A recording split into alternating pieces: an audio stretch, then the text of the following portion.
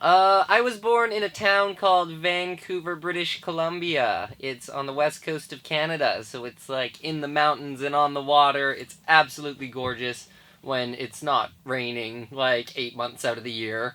And I come from a family that was always like extremely supportive and open minded, and always encouraged my sisters and I to like express ourselves however we saw fit and to like live with an open mind.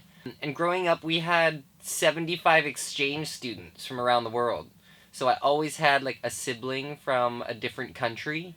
So that was sort of helpful me in like raising me and my sisters, because we have this sort of perception of other people's lives pretty thoroughly and like different walks of life, as opposed to being in like a little bubble. And so my parents always raised us to be open minded and to like accept people regardless of their life choices. And yeah, the first time that I really like traveled internationally alone was when I was probably 14 years old. I had a friend from high school back home that had just moved to Spain. And so I'm going to go visit him in Spain. And it actually happened to be for, because I went to Catholic school and Jesus camp and stuff. So World Youth Day was happening, which is a big gathering with like 1 million people and the Pope. And so I joined him in a bus to drive from Spain to Germany at 14 and travel around a little bit on my own afterwards to go see the Pope. But it was great. That's the thing. It's just like lots of people were there, even like regardless of religion. It's just like a big happening that everyone wanted to be involved in, and it gave me the opportunity to travel around on my own. And on this trip when I was 14 to go see the Pope, it was actually the first time I ever did drugs, which was smoking weed. We smoked hash in Spain. That they like used it as a selling point, but they were like, "Yeah, it's been smuggled into the country through someone's butthole," and we're like, "What?" And then smoked it. It didn't really do much, but yeah. God bless World Youth Day. My next trip to Europe after that, it actually came about through, I was going to film school, and I was like producing music and DJing at the same time and throwing events like vintage remix, like electro swing events. Was throwing events through this organization called Electro Swing Club, and just like these parties across the world, and they had like a bunch of clubs across Europe, and they had seen some of my video work and heard some of my music, and they were like, "Hey, well, like, do you want to edit our global promotional video together?" And I had to do an internship for school, so we had to work like 70 hours for free somewhere. So I told them, "Yeah, and I'll do it for free if you sign this piece of paper." So boom, internship covered. And they were like, "Yeah, no problem, done."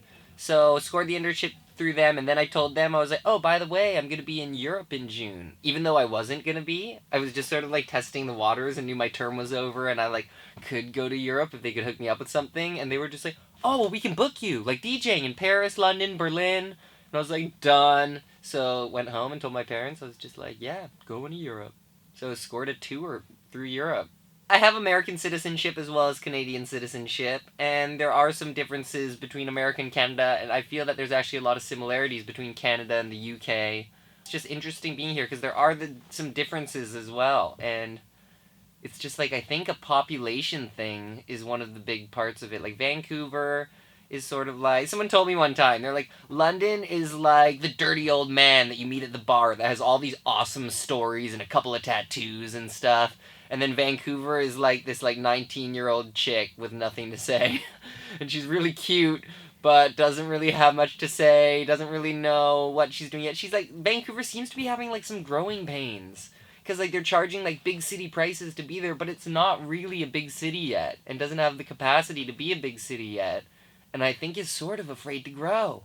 but but then you come to London and a place with a bigger population, and then there's also some like downsides to that. It's like it's cool because it really has a center of the world kind of feel, and is like so diversely multicultural and like people from all over. It's like, yeah, it's you meet so many people from all over the world here, but then at the same time, it's like there's a lot of people and lots of them like partying in the electronic music scene here. I go to some like electronic music shows here, and the crowd is actually kind of scary. It's like really intense, and like people that are like grinding their teeth off, and like they're just like raging at the bass music, and it's like we have some of that in Vancouver, but I think the difference is in Vancouver, it's like a little more like almost refined. Like, and if you want to go to, like, you'd find that on like some of the main club strips in Vancouver, but if you're like hanging out at some of the alternative parties, it's like really fucking dialed, and like people are pretty cool and can like handle their shit. So this past year has been crazy, and I've seen like a lot of different places. Previously, I've traveled like quite a bit, but not too far around the world, like lots through the states and stuff. But then this year, I had the opportunity to go to Bali because I was chasing a girl and going to meet her mom. So went to Bali for 2 months with this amazing girl. I met her amazing mom and hung out there. And they've my girlfriend grew up there in Bali, so it was sweet. So we got to like kind of go around with like some locals and stuff and see the stuff that you actually like should see, not just a bunch of touristy stuff. We got like some touristy stuff in there. But it was super cool even on that trip having like a 12-hour layover in Shanghai, and I just like had a blast and got out of the airport and was running around, had never been to Asia before. It was so amazing. It's just like every time I travel, it just like my senses are just like overwhelmed. It's amazing. It like makes you feel alive, and it's just like really gives you a feeling of how big the world actually is. After that, came to London chasing the same girl, and have been here for a couple months and just released my EP, and I'm flying back to Canada for festival season, Canada and the States, and just purchased a 30-foot Winnebago, like a motorhome that I'm moving into with this girl, ka-ching, and we're driving across the continent with what they call an art car at Burning Man, and we're taking this like six-seater bar with a stripper pole attached to a car, like a convertible.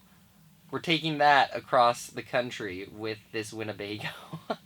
So now I've been working on a lot of film production stuff and a lot of music production projects, and they're all sort of starting to overlap. And then I realized that I should just really be documenting more of this. You know, like my life is super crazy, and there's always these like weird stories and crazy happenings that are happening. And I've decided to start like filming it and uploading more of it online. I'm trying to like use an Instagram. You know, I'm trying to like become more social media savvy, but not struggling with it. Just sort of like getting my butt kicked out the door. So it's gonna be good. Yeah, so that's the thing. My attention span is sort of like that of a toddler, and I'm always like working on different projects at the same time, and just like changing gears and working on one thing, working on the other, like some film stuff and then music stuff when I get bored of that. And like my years change so quickly. Like I didn't know that I was gonna be in London right now before flying out here. It's all just like I know there's a saying of float, don't steer, love, don't fear.